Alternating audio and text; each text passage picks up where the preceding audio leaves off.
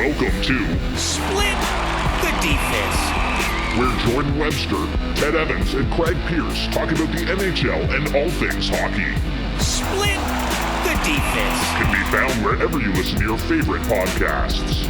It's also broadcasted on Amherst Island Radio, 101.3 FM, and online at CJAI.CA. Hey, what up and welcome. Split the Defense Hockey Podcast. Jordan Webster, Craig Pearce, producer Ted Evans. We have so much to talk about. Holy crap, wow. Ted. Just get into the Leafs so we can do this. All right. Okay. So let's go back to the Leafs versus Sabres, okay? So Leafs had another poor showing on Saturday versus the Sabres. They definitely deserve to lose, okay? So Matthews got his third hat trick of the season, though, but not enough for a win. And now all the nerd stats, as you like to say, Webby, show them losing. So Woll let in the expected number of goals, so he was average. How did you guys feel about Woll's performance? Webby? I started to wonder. Certainly after that Buffalo game, I was like, uh-oh. It wasn't even like, what do you do if you don't have Woll and you don't have Sammy? You're running out of options. You don't have any more options. So I was really starting to be concerned because we aren't exactly waiting for Keith Petruzzelli to be ready. So I don't know what else they would do. I was concerned. What about you, CP? Well, I think like the point of the stat is that like he was average. You know, you can't really blame the game on him, but he also didn't show up to save it for them. Yeah. Other than Matthews and Marner, like the rest of the team was like just garbage. If you tried to pick out one thing out of the game that was maybe positive, was that like the young defenseman looked fine, and Wall was average. Like nothing to really say much about. Yeah, fair. So Matthews, 11 goals in as many games, but the Leafs are 5-4-2, and on a 4-game losing streak before they met Tampa Bay last night, which we'll get into. Have the Leafs ever been so top-heavy, CP? Not really. It's been a problem before, but especially when we talk about like we're always loading up the top line with Willie to try and get stuff going. Like that really puts a huge damper on the rest of the lines. And before last night's game, like it wasn't looking good. I think it's been talked about a lot more than we think, that the Leafs are top heavy. That they haven't had bottom six scoring. I think it's come up in the playoffs quite a few times that they haven't had the bottom six scoring, and it's all come from the big guys. And when the big guys don't show up, that's when everything goes down the tube. Yeah, you're left kind of flat. I think it's not abnormal, but it's definitely worse this year than most years, for sure. Yeah, and obviously injuries do not help with that. We've got Timothy Liljegren, high ankle sprain. So Chris Johnson said Timothy Liljegren, high ankle sprain, according to Sheldon Keefe, explains his placement on, this was a couple days ago, but he's on the long-term injury reserve now, the LTIR. 10 games or 24 days minimum. That is not good, boys. How do you think the Leafs fill this role now that, how do they fill this hole that he leaves there, Webby? William Legason? No, he's lefty. Simon Benoit. Getting into the Leafs game, the Lightning game, we can definitely talk about Simon Benoit. He might be a viable option, but I don't know who else besides that. Who else do you have that plays the right side? Who else is even in the system that plays the right side, CB? I don't know. Who is there? Yeah, like we saw Lajoie play on the right side, but he's a left shot. Well. Yeah, he's a left shot playing on the right side, so it's not ideal. He was just the best Marley playing, so Benoit hasn't gotten into a lot of games, NHL or AHL, because he's kind of been sitting as like the healthy scratch for the Leafs a few times. So, but he is a guy that we were kind of thinking might make the team out of camp, so better to give him a shot now than never, really. Very true. And on Saturday still, the Leafs killed a 5-on-3 penalty and then followed that up, allowing a shorthanded goal. Klingberg mostly to blame, but Marner wore it hard. What happened there, CP?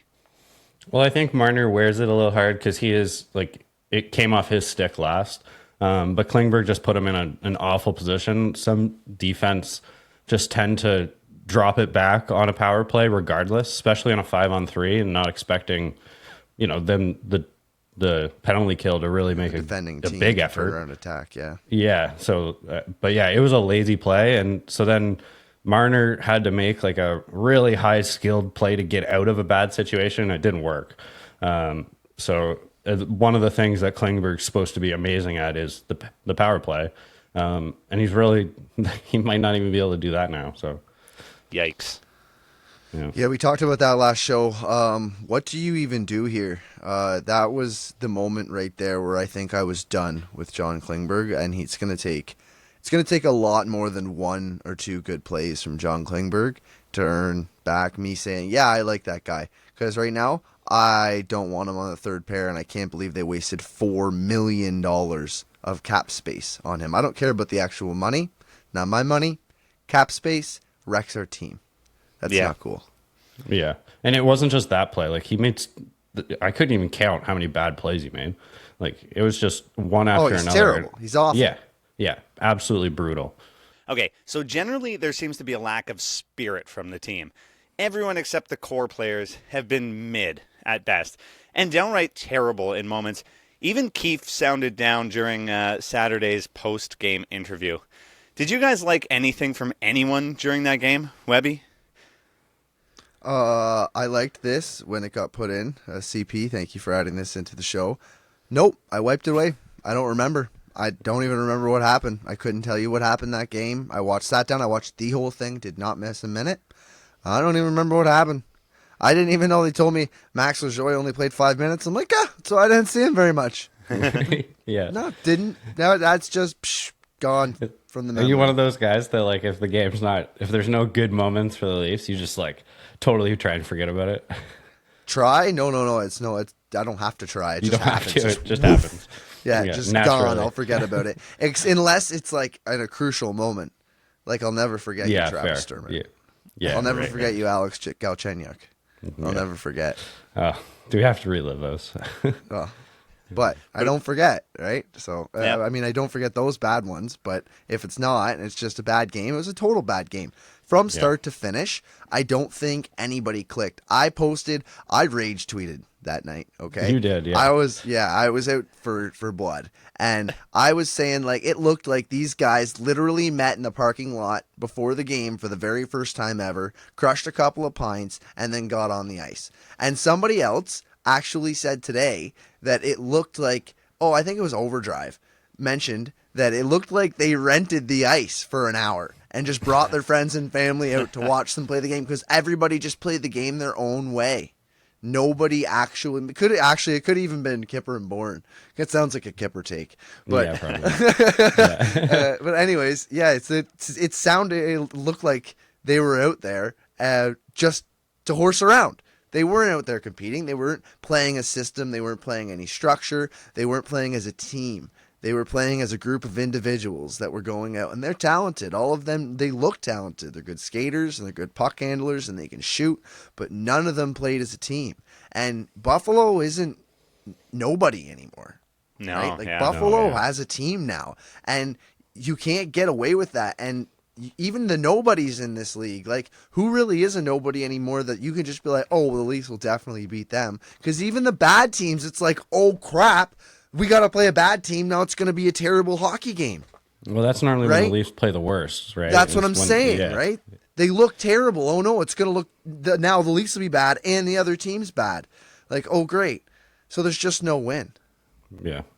Fair. And what about you, CP? Before we move on to the Lightning game, anything you liked from anyone during that Buffalo game? No, like Lagesson, if I'm really like trying to pull on things, like Lagesson was okay as a guy who hasn't had a lot of NHL games. And like I said, Wall didn't look awful, which we're kind of gotten used to with Sammy being in the net. So, that's nothing else but that. Yeah. Fair. Okay, so let's talk about this Lightning game from last night. Yeah. CP, did the Leafs look any better in last night's game? Well, when it comes to the first period, it didn't look so hot, but They ended up pulling it off. Like, it was 6-5 in overtime, but after being down 4-1 after the first period. And Right. it was partially because Samsonov was the starting goalie, and just even he was the last time he had a bad outing against Tampa. They seem to have his number, and he let in soft ones. But also the second line just hung him out to dry, and they were becoming a liability really early. Like Tavares, Willie, and Bertuzzi. Sorry. Yeah, just totally looked dominated for the first whole period. And it looked like it became the theme of the game, really. But yeah. You Okay, think they look better, Webby? I just want to go back. So the group chat. CP says second line's been on for both goals. I say, good. Yeah. I hate this team. Yeah. That's how I actually felt when Right. they. Oh, we could tell. And that wasn't even. I don't You even. weren't the think- only one. He says both goals. That wasn't even 4-1 yet. Both goals. Yeah. Yeah. So at 4-1, where were we at here? I don't even. Okay. That was 2-1. Yeah, I Yeah, think it's when- 2-1. At 4-1, we didn't even message. Yeah. I was so dejected. So just done. Like, this team, I think we might have in the other one with the other chat we have for just news we're not supposed to talk in. But it was so bad. So bad. This team, they do not show up to play hockey games until the very last second sometimes. And even though they scored first tonight, somehow got walked all over. And honestly, the thing about the 6-5 win is it's great and all, but I wonder how much of that is just Tampa struggling. Because I'm not sure how much of that was actually the Leafs owning the game. I'm not going to give them all of that yet.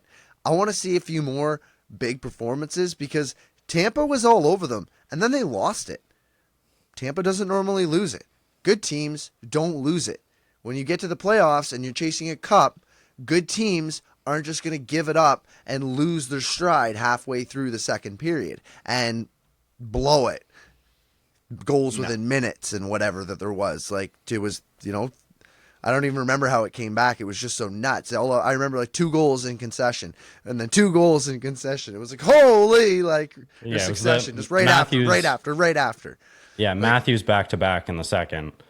And then Yeah. into the third is when the Domi line got a goal, and then Marner right after. And then Marner, he just gets out Yeah. off the bench, literally skates out off the bench, picks up the puck, fires it in the back top shelf. Oh, that was nice back of the net. Yeah. Beautiful goal. That was when I messaged you guys and said, "Wow, I have a headache. I'm gonna puke. What is this life?" Yeah. Then they took a penalty, and I said, "This team is bad for my health." Yeah. I almost The ups messaged and you. the downs. Oh my god! In this Yeah, game were I almost- unbelievable. I almost messaged you even before they tied it and took the lead, just because like you could feel it, right? And they had gotten us so close within 1 goal, and then it was just like, are they really gonna just let us hang here? And that was the feeling I kind of had, and I didn't want to say anything, so that's why I didn't message. But yeah, it was the second period was really like where everything built from. Matthews like put the Always team seems on to his be the back, way. like he has been late recently. But the third line really was developing all through the first and the second period, and I was happy that they got a goal in the third because they really deserved it. Domi was a totally new player playing on a third line.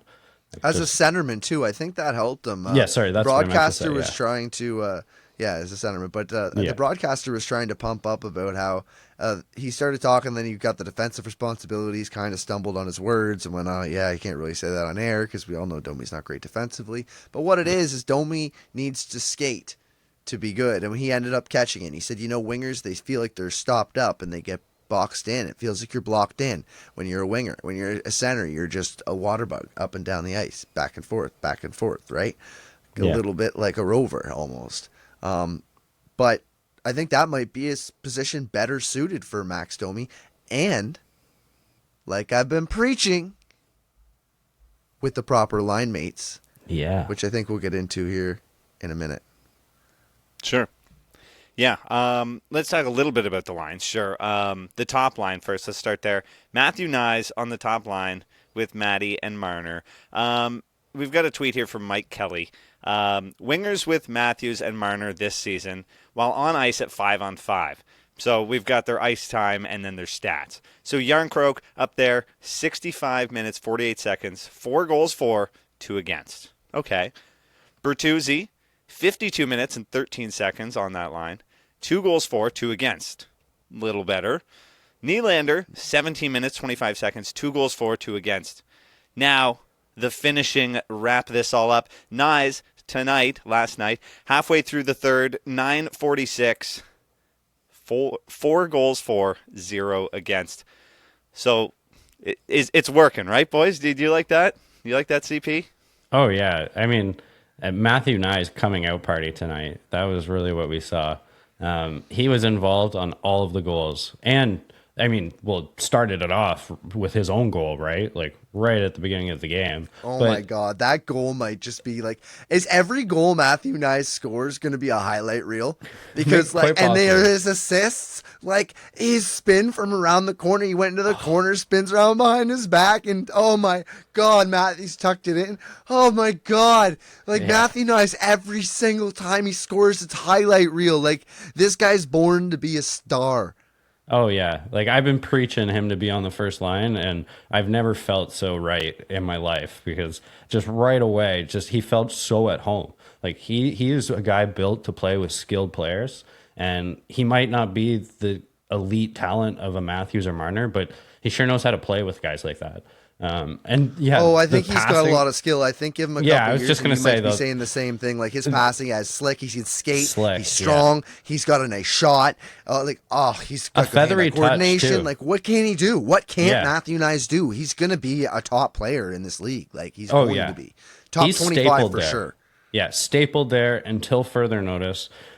Just such a great performance from that line, and really, I don't want to say on the back of Matthew Nyes, but really, like, they've never looked so good. So, just a great trio, the top line. Yeah, absolutely. It's looking good. Third line too, new third line as we were saying. Domi centering, Järnkrok and making his debut, Nick Robertson. Everybody, hey. Webby, we always talked about his shot, eh? Yeah, we love this. Yeah, third line, getting a goal, too. Järnkrok off a Robertson rebound. Is this a better-looking third line, Webby? I think it's close. Järnkrok was actually, I have that in a random thoughts for the end, but we can just throw that in there now. I think I didn't like Järnkrok on the third line, but tonight I did. Like, I don't know, right. Like, Järnkrok looked great. Now you got the overtime winner, too, and 3-on-3. That's not on the third line. It's 3-on-3. But still, he potted one off a Robertson rebound. And, I mean, if that line is going to be a scoring line and Calle Järnkrok works best with scoring players, well, then let's not put him with checkers. Let's put him with Nick Robertson and Max Domi. And maybe that's a line. Yeah. My first note here was that, like, the third line looks great, but Järnkrok is kind of invisible, right? But that's part of his game. Is he's normally just doing the right thing and putting himself in the right position, and sometimes he's never doing anything spectacular, right? And so while Domi and Robertson, in the game. Yeah, Domi and Robertson are doing their thing, looking good. And then when there's a rebound, he's in the perfect position to clean it all up. And that's just part of what he does, is he lives in front of the net. And while, like, Robertson just looked like he had found quite the chemistry with Domi. And that might be what will hold him on this line. Wouldn't that be great? Yeah. That'd be great. Honestly, I worried about it because, like, they're both diminutive. I hate to say that, but, like, they're both smaller guys, right? Yep. They're not big, heavy guys. They probably both kick my butt, but, like, both of them aren't big, and the other guys in the NHL that are can push them around. But you know what my dad used to say? Because I remember the Leafs when they were really tough in, like, the early to mid 2000s, like 2010, whatever you call that, in the 2000s ish era, 2008, 2010. They were bad, but they were tough. But Montreal Canadiens, they were all skill. And my dad used to say, you can't hit what you can't catch. Yeah. Fair enough. So if they can play around the puck and they can just water bug around the ice, Max Domi moving his feet. Nick Robertson is one hell of a skater. Like, he can move his feet. Yeah. He can go up Forechecking and down the monster. ice like anybody. Oh, absolutely. He's not afraid to get in there either, so he doesn't ease up. Yeah, So, I mean, that's with been- those two skating and Calle Yarncroke, I think, like, absolutely. Yeah, and it's been part of Robertson's problem is getting in there a little too hard, putting himself in some tough situations to get hurt. But today he looked like he was, or last night he looked like he was making really good decisions and not putting himself into vulnerable spots, but also getting in on pucks. And he's so fast, and that's been part of since losing guys like Sam Lafferty. You're missing a fast forechecker that really just gets in there, and the third line has been missing that. And, yeah, Sam Lafferty, he really didn't do much for me. Oh, I miss that guy.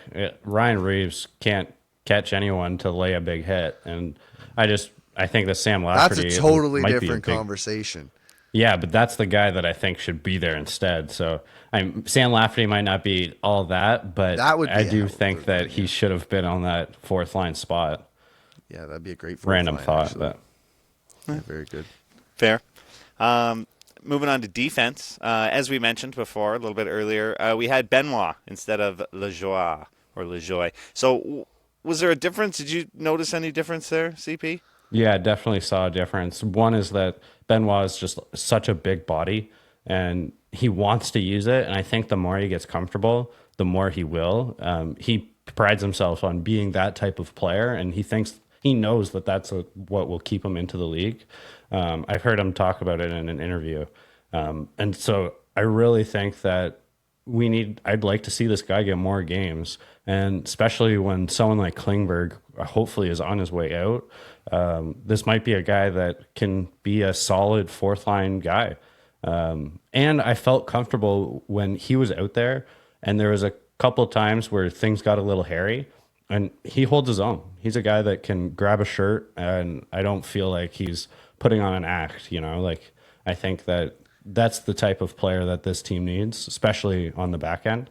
And Lejoie, no offense to him, he's probably a better offensive player, but that's not what hockey is all about. And so, yeah, I think that Benoit I liked better. And Yeah, it's you funny too, that Webby? It's funny that you say like offensive might be a better offensive player, but like it all depends, and it's all circumstantial. So Yeah. like Benoit's style of play might lead to more offense, right? Even though Lejoie can puck handle better and do skills competition better than Benoit. But I think one thing that we're forgetting here is that the Leafs signed Benoit to be a seventh man. Okay, we've got Timmy Liljegren hurt, we've got Connor Timmins hurt, and we've got Benoit, who played second pairing minutes for the Anaheim Ducks last season. Don't forget that. He was playing with John Klingberg steadily on the second pairing in Anaheim. Now, that's not great. They did terrible. They were horrible. But Yeah. he's a seventh man here. Yeah. He has the experience of playing big minutes against big players. And it's not like they lost every single game 10-0. I'm sure they lost a lot of games with high score, but not 10-0. And it's like there was definitely chances where Benoit had to learn last year. And I think that if he can make a little bit of a difference, he might end up sniping a third pairing spot. I don't know how long that this whole defense core is going to work out. But when we got McCabe back and Liljegren back and Timmins back, a guy like Benoit still might be sticking around over some of these other guys because he's got all that experience. And like you said, he's got that big body that he uses that nobody else on that blue line does. Nobody else, name one other player on the Toronto's blue line who's big and strong and throws big hits. Jake McCabe tries to do it, but he's bad at it. He's been doing a terrible job this year. But nobody else on that blue line does what Benoit does. So I think even as a seventh guy, he's going to be great. Just seeing him there tonight, he had a couple shots on net, and he made a few big hits, and he made a sweet block. He dove out and sprawled out R1 L1. Yeah. Dove out on the ice. Yeah, I saw. blocked Yeah, the right. pass. Yeah. That was The Benoit. Brody trick. Yeah. Yeah, the Brody trick. So I mean, there you go. He was good. I think Benoit was great. Honestly, And the most I think important thing is there's no big moment that was negative. And I think that's the more important thing is, he can be average. As long as there's no like big, huge thing that is glaring. And we didn't have that. So, yeah. That's fair. That is totally fair. Now, I think we have a section here, random rants. Do you want to take us through some of those, Webby? Yeah, okay, so I wrote these. It's just literally just words. So the first one's Cooper. I hate John Cooper. Oh my god. With my whole passion and my soul. Like I hate. I just see him on the bench. I just see his face and just like I can just hear him. I just hate John Cooper. Just get out of me. Like, oh my god. It's the worst. It's the worst feeling when you don't even hear a person speak, but you can see them speaking and you're like, ugh. He has That so just many disgusts quotes. me. I hate you so much. Just shut up. Yeah. Oh, he has Cooper so drives many me nuts. quotes that like every time that I see him on the bench, like, and you don't know what he's saying, I'm like, oh, that was some smart aleck thing that he said right there. Oh yeah, he just he's knows so how to suave, get in the he's so Leaf fans. sly, and just Yeah. I hate you, John Cooper. Get out of here. Lives Not a in fan every of John Leaf fans. Cooper here on Split the Defense podcast. Yeah. I don't think we have any feelings there. What's your next one, Webby? Sammy was pulled again. Oh, Yeah. Is he a viable option going forward, like at all, or do we like give him the backup treatment? You need some practices, you need some time, boy. And what we're gonna do is we're just gonna put like 14 people out on the ice. Yeah, 14, all of them, everybody, and we're gonna fire pucks through traffic. It's gonna be unreal and not game-like, but you are going to learn to track a freaking puck, okay? Because it is not good right now. This isn't working, and we're paying you $3 million of our dollars. Do you want to go somewhere else? You just had a baby. If you like it here, we like you here. You were great last year. If you can repeat that, we would like to pay you more, $3 million next year. Maybe more than $3 million, but hopefully just $3 million. Anyways, the point being is you need to find out what you have.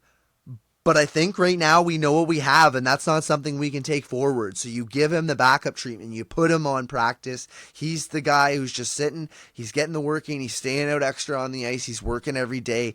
And we'll give him the back-to-back games. We'll give him the crappy teams that are on a losing streak.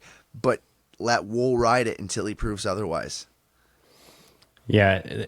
Fake injury incoming, I think. That's might be the game plan here. Just to get him out of the lineup and kind of gives the media something to talk about other than that he's just bad, that maybe there's a reason for it. And then you can maybe do a conditioning stint at the Marlies. Like this reminds me of the Blue Jays pitcher, Alek Manoah, who just could not pitch coming out in the first season. And he coming off of being a Cy Young nominee, right? Just amazing the year before. And so then, it comes up that he's got this injury, that injury. They send him down, and it kind of becomes like a find your way stint. And he eventually came back up and also didn't do well. Hopefully Sammy's story is different than his, but I think that this guy, there's something going on, and he either needs time to either fix what's happening or just to mentally get right again, because there's no game where you can actually trust him. Yeah. Like if it's an important game now. Mask coming off the bench tonight. You can tell he's just feeling it. Squirts some water in the air and he's like washing it. Like I can literally feel the rage on the inside of him. Why is my body not working? Why is this happening to me? I'm doing everything I've always done, doing the exact same things I did last year, and I'm not finding success. Yeah, he's like questioning if his eyes are properly working. When you get to that point, like there's no way you can properly play goalie. Like it's you have to not think about anything, forget every last shot and be on to the next one. And he's not doing that. So, yeah. No, not at all. All right, we're going to talk a little bit about Easton Cowan here.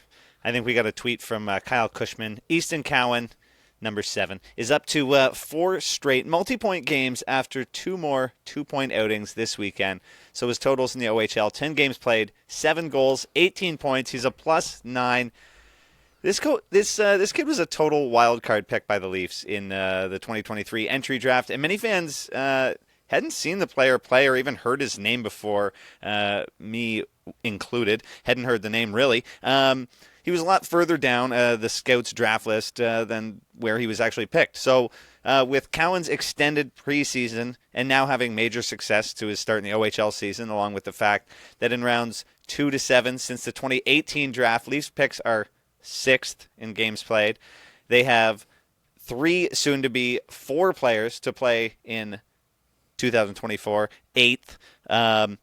They're first in picks that made their debut, and 3 regulars. They've got 3 regulars, which is fourth, I guess. Yeah. So and the regular criteria is 6 or more games played in 2024, 25 more games played in 2023, or 50 more games played in any season ever. So that's what makes you regular. And the Leafs have 3 of them, and that's 4th since the 2018 draft. So it's been talked about the lack of draft picks that actually have panned out for the Leafs. Did you expect to be so high in the rankings? Did you guys expect more youth to make the lineup in the years to come? What do you think, Webby?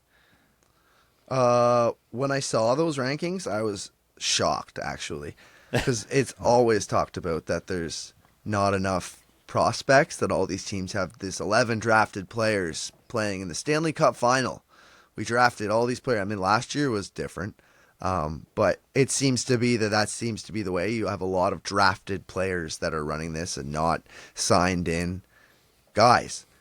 So it's always a big talk around Leafs Twitter that the Leafs don't have enough entry-level contracts coming up and playing and actual making an impact. So for sure. And do I expect more youth to come up in the future? I think with these numbers and the new picks that we've seen and a guy like Easton Cowan and Fraser Minton, I think there might actually be another wave of like 3 or 4 or 5 guys that come up in the next few years. Yeah, there was a bit of a gap between like the Matthews, Nylander, Marner wave of players, which included Timothy Liljegren, Morgan Riley a few years prior to those guys. But now there's been, since they've been trying to win Stanley Cups, there's been a gap and that's why there hasn't been much in the system, because you're always trading a pick away to get, insurance here and there, a lot of picks to get a third line center. And so now that they've kept a couple of those, and they've traded down to make some of their decisions, with the Fraser Minton pick last year, taking a late one with Easton Cowan, which no one saw that coming. He was ranked like in the hundredths on a lot of scouting reports. And so I'll be interested actually to see who actually made that pick, whether it was Brad Treliving's guy coming in, if it was Kyle Dubas's guy going out, or if it was the scouting department for the Leafs that Treliving came in and trusted. I think they're more disconnected than we think. I think we're all like, this guy drafted this. It has nothing to do with them. That's not even his job. He like checks in and like makes sure you guys good. Yeah, you like, what do you need my help? I'll come in and like, I know a little bit about this, so I'll come in and help. But you're the pro, you're the director of scouting. That's why you're the director of scouting. And when the director of scouting didn't change, the general manager changed, his boss. Right? Yeah, it's a uncommon way of doing it, though. A lot of GMs have a lot of say. Kyle Dubas ran things. Yes, but they're not the ones going to do all the work, right? Maybe at the end they get the final say. Yeah, but they're not the ones that are like, I want, no, this, all those picks, scrap them. I want this kid, right? That's rarely what's going to happen. The scouting department is going to bring the picks up and say, this is your best viable, or these are your 3 best viable options, and here's what we see from these 3 guys, or 2 guys, or maybe just 1 in that position. But I think that's normally done by the scouting department, not so much the GM. Yeah, every GM's different, and we knew that Dubas was a guy who trusted his employees always. He never really put a lot of say into draft, and he always trusted head of department. And but not all GMs are like that. So when we see in the future, when Treliving does a few more of these drafts, I'm interested to see the identity of whether or not he is that type of guy that just trusts his department, or if he's a guy that likes to mingle a little bit too much, because I really don't like that approach. GMs don't know much about prospects, right? And sometimes they get a little leave too them to vocal. the trades and the signings. You hire the right that's people. A lot of to that's do done those by things. GMs, right? But Yeah. I think most of that, like you're hiring these directors of different things, like player performance and medical and like all these different things, because that's not my job. My job is to be there. I'm good at all these things, and I have these management skills, right? Yeah. Now, that's why you hire a guy, and that's why Kyle Dubas is now the president and the GM and probably the director of scouting, and he does this and everything else. Like He's waiting for all his guys to That's what he leave likes to do. Toronto. Yeah, maybe that too. But like, I think that everybody's kind of in their own role and doing their own job, right? I think that's the bottom line. And Tree Living really didn't go up there because of it. It makes more sense that way. Yeah, that's how it should be too. Yeah, absolutely. All right, so should we flip into the Avs? Let's do it. Let's go Avs. All right. So before we get into, I mean, I don't really know how to say this, but I want to start on a little bit of a lighter note. The Avs last week, they had their mother's trip, which the Leafs do too, and every other team in the league, I'm sure, has some sort of variation of it, which is bring your mothers along for a road trip and watch a game kind of thing, right? That's nice. And Josh Manson's mother passed away in August. For the team's mom's trip, each player wore a shirt dedicated to Josh Manson's mom this year. Wow. That's pretty awesome. Oh, Yeah, that must be quite the feeling. Yeah, You that wanna almost brings a tear in my eye. Like, wow. You want to talk about a tight-knit group? Like, those boys, whether they're struggling on the ice or not, off the ice, they are good men. And they're doing exactly what they're supposed to, supporting their guy in Josh Manson. That's amazing. And I just had to shout that out at the beginning. Yep. Nice. Hard right turn. We love doing those. Okay. Avs got shut out again. 3 of the last 4 games. Wow. What's the deal, Ted? Oh, That's man. unreal.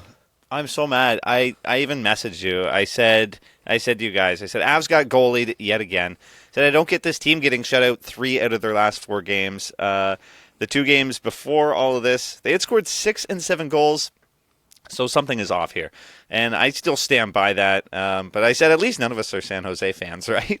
Those last 2 games. I had to put that in there because that made me laugh. So That's bad. So what is going on there? I mean, I wish do you I have knew. any insight? Like, I know we're trying a bunch of different line shakeups and stuff like that, and it's the same thing where I see this with the Leafs too. To relate it back to the Leafs, so you guys know what I'm talking about. I'm listening now. You have my attention. Now I got your attention. Is just you get all these new players, and you're like, oh yeah, this guy, he's gonna come in, he's gonna, and then you're like, what? And what's going on? yeah, like what? And I think that's kind of what's happening to us right now. Is we've expected all this extra stuff from all these extra guys. Like, oh, our bottom 6 scoring is going to just keep up with our top 6 scoring, basically. Like Logan O'Connor is going to score a shorthanded goal every single game. Yeah, that's all so we predictable. need. Yeah. So yeah, things have been unpredictable. And the guys we thought would kind of fill in roles and build us back up to that Stanley Cup winning team that we're always kind of trying to build back up to.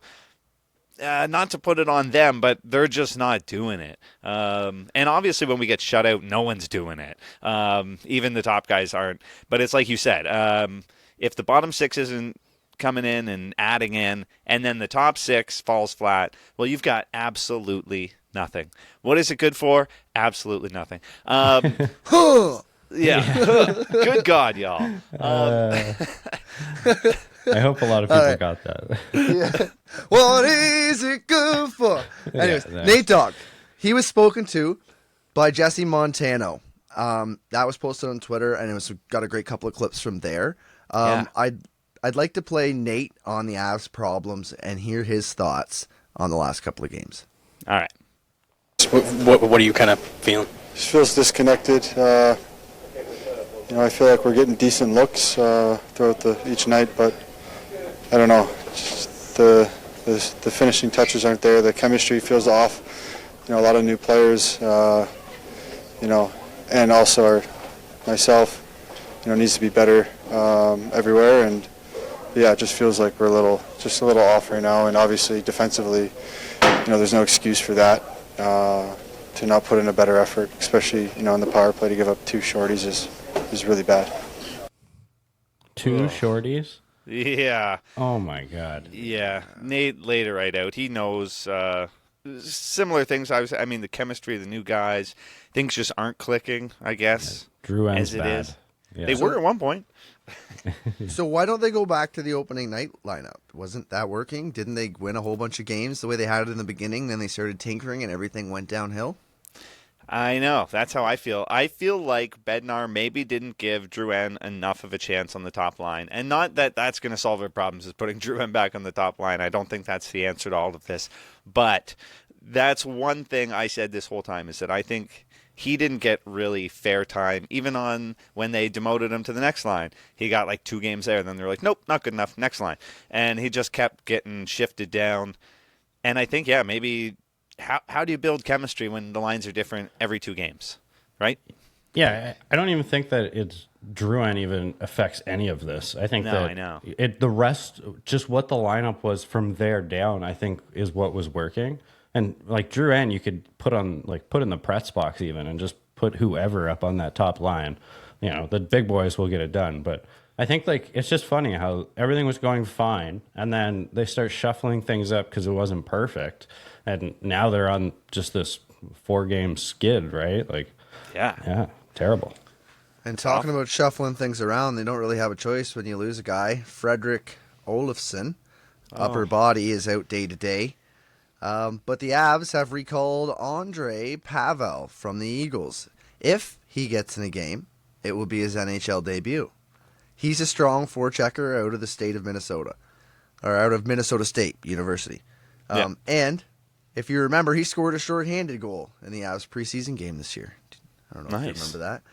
Andre Pavel was he's doing line rushes with the 4th line / extra in quotations line. So there's 2 different lines kind of going, and they're not sure who's on what line. But that was Cogliano, McDermott, and Tatar doing line rushes with Pavel.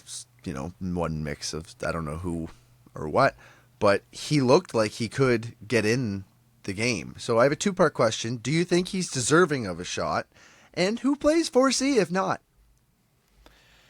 At this point, we might as well. We've had, last year, we ended off the season with Ben Myers in that spot, a guy you tell me I don't like. But bring him back. Why don't you bring back Ben Myers? He's doing awful in the AHL right now. He's a broken man down there, and I knew this would happen. It's because he heard your comments that I know. You hated him so much, and he's taking it to heart. I know. Super fan. Watch what you say, Evans? Ted. Oh, yeah, can't take it. Words hurt. That makes sense. I know. So he's down there, and I knew that them doing that to him wasn't going to be great, but you for knew it him, 'cause but you think bad things about him. Yes, it's the negativity. Just being clear. Yeah. Go on. So, yes, as I warned them, don't do that to poor Ben, and they did, and he's down there struggling. Other guys they've pulled up, not centermen, but who could fill that 4th spot? I don't know. Couldn't if you bring Pavel, back Tufty and shift things around? Wasn't he a good spark plug? And does not another guy who can take face-offs and play center? There's got to be another guy on the team who can play center. Everybody played center in junior, didn't they? That's what I was most thinking. of the time. Yeah, right. I think someone even maybe even Cogliano or Logan O'Connor could center the 4th line if we did. And that's what I was thinking. Why wouldn't you bring a different guy up? But maybe this Andre Pavel, he's a guy to look at. Are the Avs a team that does their 4th line really dictate what the team does though? They're a pretty top heavy team. Yes, the 4th line definitely affects how your team. Yeah, because each line sets the tone for the next line. So if you have a 4th line like the Leafs, when the Ryan Reeves can't do it, it's the NHL. They're similar teams. They're both base and top heavy teams. Now let's just take the names and the logos out of it. They're both teams who have very similar type builds on the forward style. The deep back end is completely different. The forwards are built the same. And when you have a fourth line that can't go out there and eat minutes, then you can't compete every single night. You can win a bunch of games, but you can't go out and compete every single night.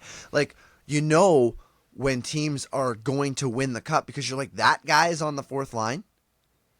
Like, you see these things all the time. I remember Tampa, they had a fourth line who was like crazy. It was like Perry and Maroon and Belmar, or who was the guy before Belmar that was there? And like, didn't they have another guy that was there and he was nutso? Like, they had and then Colorado's, when they had their fourth line, they had what's his name from Detroit? Obe Kubel and Darren Helm. And Darren Helm, and he was an integral fourth liner, right? He was a fourth liner. Yeah, I do remember. He him wasn't a being great player, but important, he did his job. He was good. He was a good fourth liner. So yeah, a fourth line is important in my opinion. Yes, I actually couldn't it's going to sway for every other line. It's a domino effect. Yeah, Darren Helm's a guy too. When I saw him like being so integral to the Avs team, I kind of forgot about him because he was such a good player at one point, right? Yeah. And but he was still doing the important things on the fourth line for them. So I love that. Yeah, for sure. So Ted, do you think shuffling the deck chairs is a viable solution to solving what's happening right now in Denver? Or is it exactly that, just shuffling the deck chairs on a sinking ship and it's time to try new players in new spots, trades? What do you think needs to happen? They need to do one shift, just one last job, and that's it. And then no more after that. Just one shift, and then no more after that. Enough shifting. Like, we need to get that one. Yeah, maybe bring in a guy like Tufte. Try a real shift up where you're throwing a guy like Cogliano into center on the fourth line just to mix guys up. Bring in a guy from the AHL who's not a centerman, but we make it work. Maybe McDermott, we have him up there. He plays a good role on the fourth line sometimes. We can get Logan O'Connor up on the third line, and of course the penalty kill, so he can score. And then just get that set in place, and then rock it for a few games. So what if we lose a couple in that time? You're going to lose. If we lose a game, don't shift it. Don't switch it up. Get that set and go with it for at least like 10 games and see what happens after that. That's not like Jared Bednar, is it, for switching the lines so much? No, it's weird. Do you think that's a product of all the new players coming in this year? Yeah. I don't think he's ever had that many new cards added to his deck at once. He's like, I don't know what to do right now. And he's a guy too who gave so many guys chances in preseason, and he loved it. He said, there was a quote from him saying, it's exciting for the guys to get them on the team in the preseason because they make them a jersey, they get their name on it, it fires them up, gets them, right into it and excited. And at that point, I think he got kind of connected to a lot of players, and he wanted to put players here and players there. And it's like, okay, but we just got Drew in. We got to do the Drew in McKinnon thing. But we want to give Tufte a shot, and we want to get Olofsson in, and we got to put this guy down. And I think he's losing his mind a little bit. Do you think that's coming from up above? Yeah, like Joe Sakic, yeah. Even from what's his McFarlane? name? Chris McFarlane, yeah. Do you think he's the one pulling the strings there a little bit, saying you got to get this guy in, and we want to see how this guy looks, and that they will settle in with all the tinkering? Maybe eventually once the season kind of settles in. That's a good point. They don't really have any injuries, right? I mean, they've had a few little things here and there, but nothing major where like a major guy's out. No. So I mean, getting to try these guys, it's like we have to wait for, catastrophe for these guys to make it in the lineup, and otherwise it's maybe head office going, hey, scratch Tatar, scratch Drouin, scratch these guys, and get these younger guys in just to do it. But it's been kind of a mess lately. Shut out 3 or 4 games. I don't know what's happening. No, I don't think Nate does it either. He was asked how he thinks they should fix it. Now we've got a clip here. Just listen.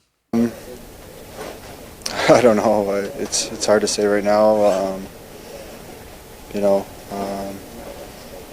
Veteran group, obviously. We've done a lot of good things in this league, but that doesn't matter at all. Each year you have to prove yourself again and again and again. It's a tough league to produce, to get wins, but we're still 7-3. Could play better, but record's still okay, thankfully, and just gotta be better defensively. I remember you talking about He makes a good point there. Yeah, he really does. They got to play better for sure. When you put it like that. Yeah. Yeah. The record's still good. At the end of 82 games, we might look back on this section of 4 games, and it might not mean much at all. Right now, in this smaller scope of what we're looking at, a smaller scope of games, this looks awful. Shutout 3 of 4 games. But these might be the only 3 games they get shut out in the whole season. Who knows? And then it looks like nothing. That's true. Right? The next team they play is the New Jersey Devils. They play them to Tuesday, so that would be tonight. And New Jersey is 4-1 in the past 5 games, so doing a little better, and they're back. But that means both teams are due for a flip, right? Yeah. Jack Hughes and Nico Hischier have been out, but that hasn't stopped them from winning at all. They've still been rolling. Are you expecting another tough game ahead of a bounce back here, or are you optimistic they right the ship against the Devils at home? I am expecting a bounce back, but I was expecting a bounce back when they got shut out in the last game too. They had won the one before that, but still, it's a matter of I don't see like I listen to Nate together, in those right? interviews.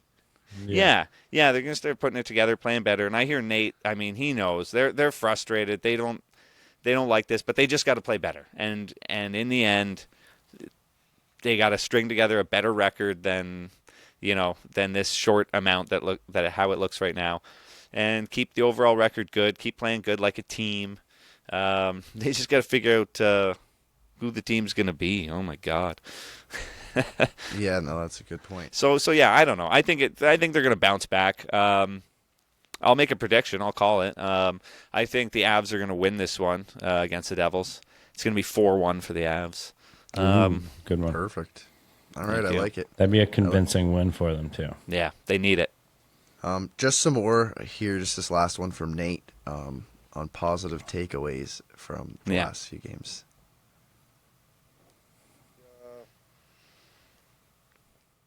Not really. I'm positive that we're a lot better than that. But we got shut out 3 of our last 4. I don't remember that's ever happened in my career here. Maybe my first couple of years. But it's been a while since we've lost 7-0. I can't remember. So obviously, just a terrible feeling, and it starts with, like I said, the best players to be better leaders on the ice. Wow.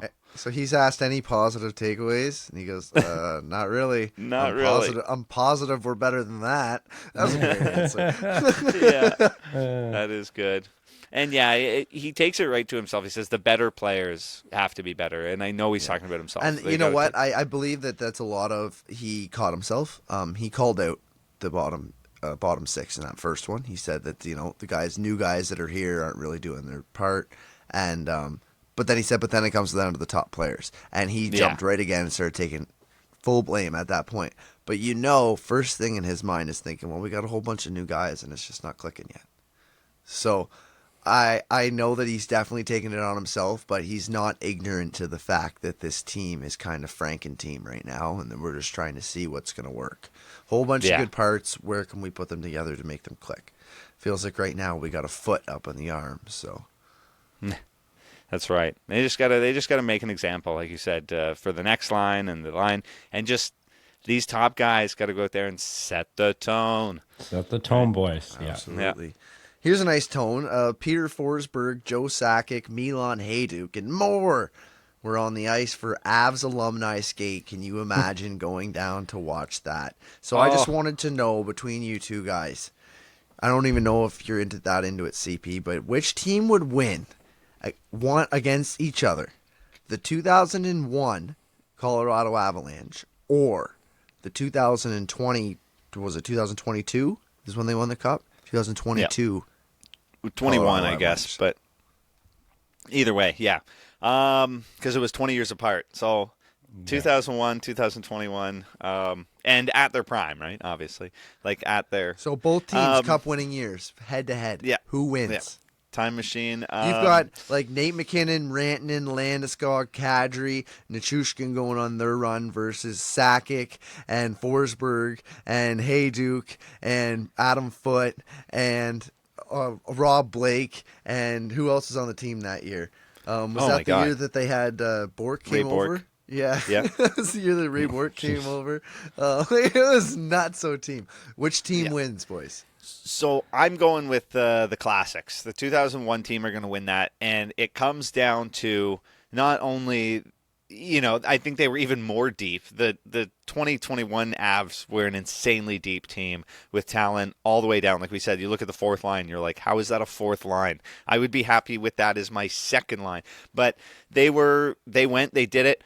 But what comes down to is the goaltending. We had Darcy Kemper when we won the Cup, and everyone said, and we've said it on this show, you don't need a good goalie to win the Cup. Look at the Avs in 2021. Well, look at the Avs in 2001. They had Patrick Waugh, arguably the best goalie in the world. They're winning that series, hands down.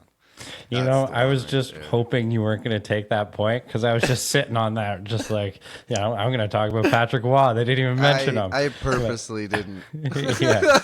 But I think that's, if you looked at just the player side of it, I think that, the 2022 team is more stacked head to head, especially when you get down to Cal McCarr is just, to me, such a difference maker. But when you're including the goalies and you have Patrick Waugh, it's game over. That's enough for me. I'm going with the classic as well. Yeah. Yep. Good answers, boys. I like that. All right. So in Kingston, where we're from, the Kingston Frontenacs look to stay hot after winning both of their games last weekend against the Barrie Colts and the Guelph Storm, taking both games 4-2. The Fronts have now won 4 of their last 5 and aim to keep the wins coming when they take on the Barrie Colts Thursday night before returning home to the Leon Center to host the Sarnia Sting on Friday. Now, the Fronts are currently tied for 6th in the Eastern Conference with the Oshawa Generals, and they're in a playoff spot. And they even made it on to the OHL's power rankings this week in the 16th spot, so things are looking up since they got the new coach. They've got some new blood. Looks like the Kingston Frontenacs might be making a push to actually be one of the better teams in the league, which means there might be some action. There isn't a whole lot going on right now because they've won the last few games. So what are you going to say? Everything's going well, right? Yeah. Other than they're playing hard for the new coach, the new coach boost is a real thing.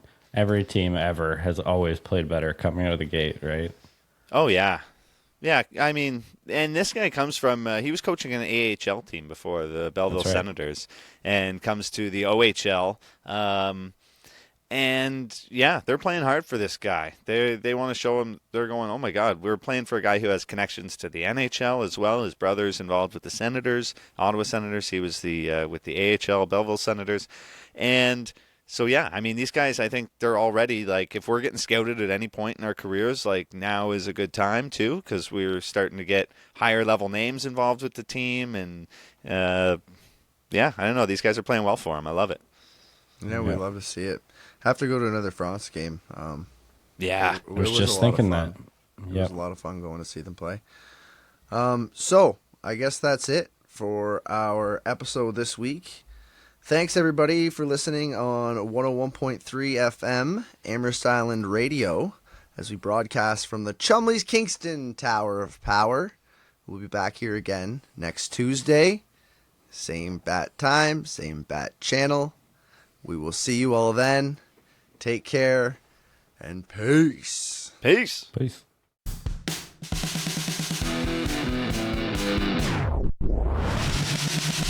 You've been listening to Split the Defense, where Jordan Webster, Ted Evans, and Craig Pearce talk about the NHL and all things hockey. Split the Defense Can be found wherever you listen to your favorite podcasts. It's also broadcasted on Amherst Island Radio, 101.3 FM, and online at CJAI.CA.